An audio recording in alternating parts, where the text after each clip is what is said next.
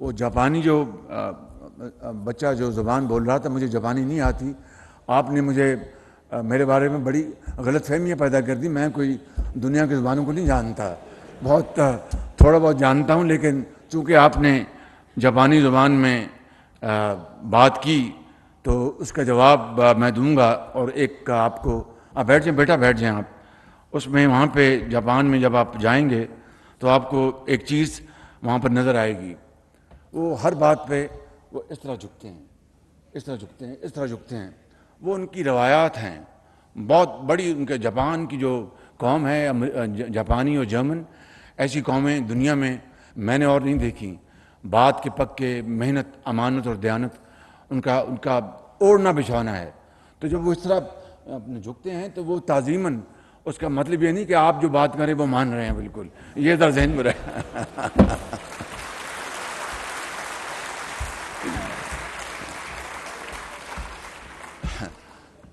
اور دوسری بات، ان کی ڈسپلن کو دیکھیں آپ.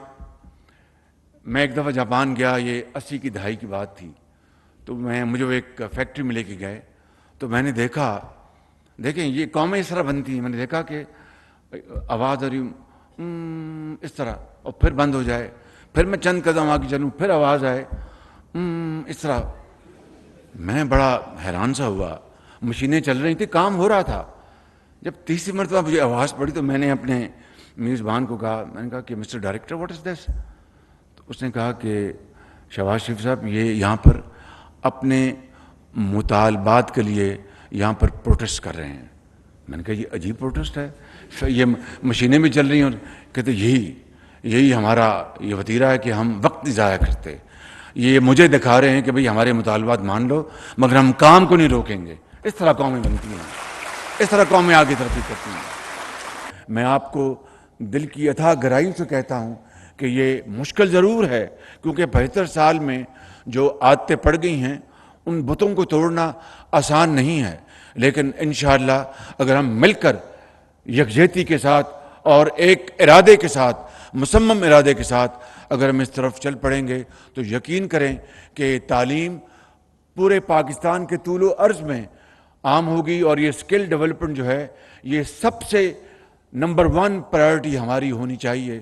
آج اگر انڈونیشیا کا اور پاکستان کا جو فورن ریمیٹنس ہیں ان میں فرق اگر ہے تو وہ کیا ہے؟ پاکستان کی جو لیبر، پاکستان کے جو عمال جاتے ہیں خلیج میں اور دوسرے ممالک میں، دے آر سیمی اسکلڈ، یا بالکل وہ اسکلڈ نہیں ہوتے.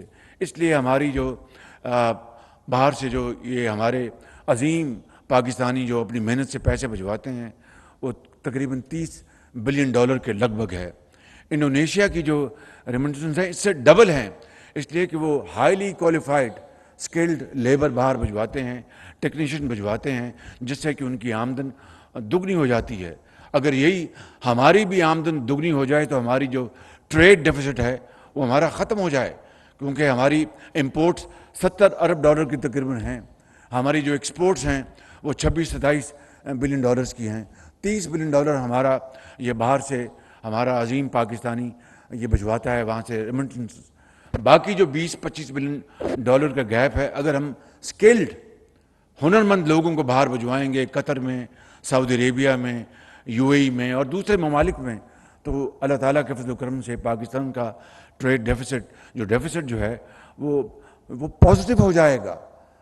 بہرحال یہ ایک لمبی کہانی ہے. میں آج اس ادارے میں کھڑے ہو کر اپنے آپ کو بہت میرے لیے اعزاز ہے کہ اتنے عظیم اسٹوڈنٹس، ٹیچرز کے سامنے میں کھڑا ہوں. میں آپ کو دل کی اتھا گہرائیوں سے مبارکباد پیش کرتا ہوں، آپ کی انتظامیہ کو.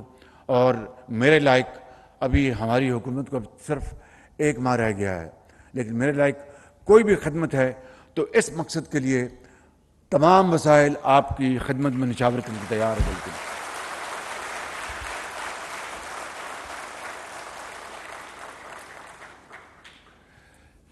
رانا صاحب نے سرٹیفکیشن کی بات کی. رانا صاحب پیسے دیں تو سرٹیفکیشن دنیا کی آپ کو مل جائے گی. Quality services around the globe, دنیا میں، لنڈن میں، سنگاپور میں، جہاں پر بھی اس طرح کے ادارے ہیں ان کو آپ لیں کہ وہ سرٹیفکیشن ان کے حق میں جائے گی. جب یہ باہر جائیں گے یا کسی بھی ادارے میں جائیں گے تو ان کے پاس وہ سرٹیفکیشن ہوگی اس انٹرنیشنل انسٹیٹیوشن کی, تو ان کی جو تنخواہ بھی زیادہ ہوگی, ان کو عزت بھی زیادہ ملے گی. تو فیڈرل لیول پر جو ہم نے پنجاب میں کیا تھا اس کو ایمولیٹ کریں اسی کو, اور ایم او یوز ایگریمنٹ نہیں, اس سے آگے جائیں اور وہاں ادارے یہاں پر آ جائیں.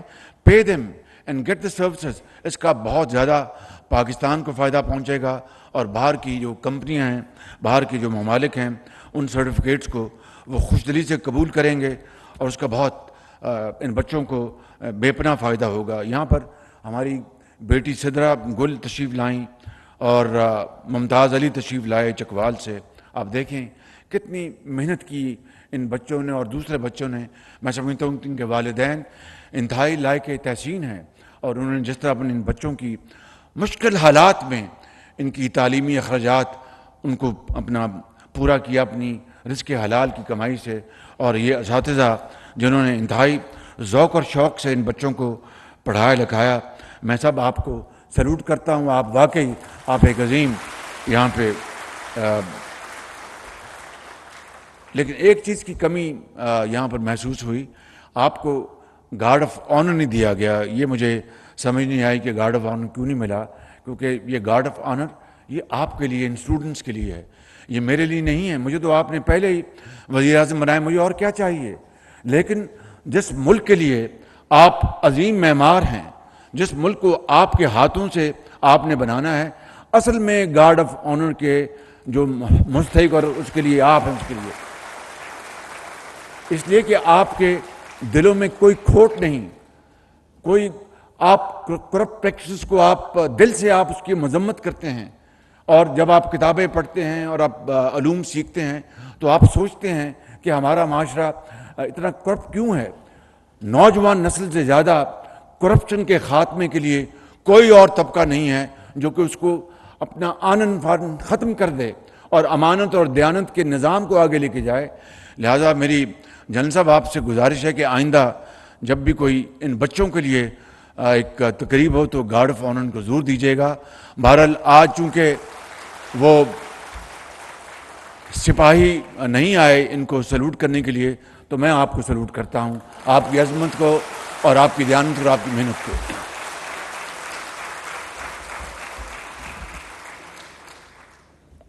میں آخر میں وہ جاپانی جو بچہ جو زبان بول رہا تھا, مجھے جاپانی نہیں آتی, آپ نے مجھے میرے بارے میں بڑی غلط فہمیاں پیدا کر دی. میں کوئی دنیا کی زبانوں کو نہیں جانتا, بہت تھوڑا بہت جانتا ہوں, لیکن چونکہ آپ نے جاپانی زبان میں بات کی تو اس کا جواب میں دوں گا. اور ایک آپ کو, آپ بیٹھ جائیں بیٹا, بیٹھ جائیں آپ. اس میں وہاں پہ جاپان میں جب آپ جائیں گے تو آپ کو ایک چیز وہاں پر نظر آئے گی, وہ ہر بات پہ وہ اس طرح جھکتے ہیں, اس طرح جھکتے ہیں, اس طرح جھکتے ہیں. وہ ان کی روایات ہیں, بہت بڑی ان کے جاپان کی جو قوم ہے, جاپانی اور جرمن, ایسی قومیں دنیا میں میں نے اور نہیں دیکھی. بات کے پکے, محنت, امانت اور دیانت ان کا اوڑھنا بچھانا ہے. تو جب وہ اس طرح جھکتے ہیں تو وہ تعظیماً, اس کا مطلب یہ نہیں کہ آپ جو بات کریں وہ مان رہے ہیں, بالکل یہ ذرا ذہن میں رہے.